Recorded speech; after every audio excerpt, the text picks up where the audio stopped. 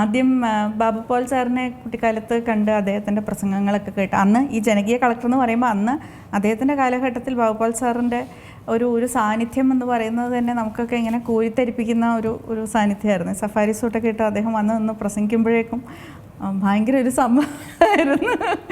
അപ്പോൾ അന്ന് ഞാനിങ്ങനെ എന്നെങ്കിലും അതുപോലെ ആകണം എന്നുള്ള ഒരു ചിന്ത മനസ്സിൽ വരുന്നത് അന്നാണ് ശരിക്കും. അപ്പോൾ അദ്ദേഹത്തിൻ്റെ എന്നൊരു സമ്മാനം വാങ്ങിക്കാനും പ്രസംഗം കേൾക്കാനും ഒക്കെ സാധിച്ച ഒരു അവസരത്തിൽ. അപ്പോൾ ആ സമയത്ത് ശരിക്കും IAS എന്നുള്ള ആ 3 അക്ഷരങ്ങളുടെ എന്താ പറയുക എക്സ്പാൻഷൻ പോലും എന്താണെന്ന് എനിക്കറിയില്ലായിരുന്നു.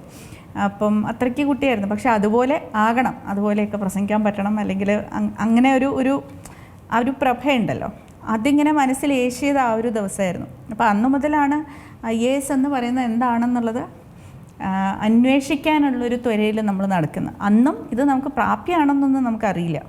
കാരണം ഒരു വളരെ സാധാരണ മധ്യവർഗ കുടുംബത്തിൽപ്പെട്ട ഒരു ആളെന്നുള്ള നിലയിൽ നമ്മുടെ ഇപ്പോൾ അറിയാവുന്ന നമ്മുടെ ബന്ധുക്കളോ ബന്ധുമിത്രാദികൾ എന്നുള്ള ഒരു വലയം നമ്മൾ എടുക്കുമ്പോൾ അതിലൊന്നും എന്താ പറയുക അടുത്തിടപഴകാവുന്ന ഒരു ഡോക്ടറോ ഒരു IAS ഒന്നുമില്ല.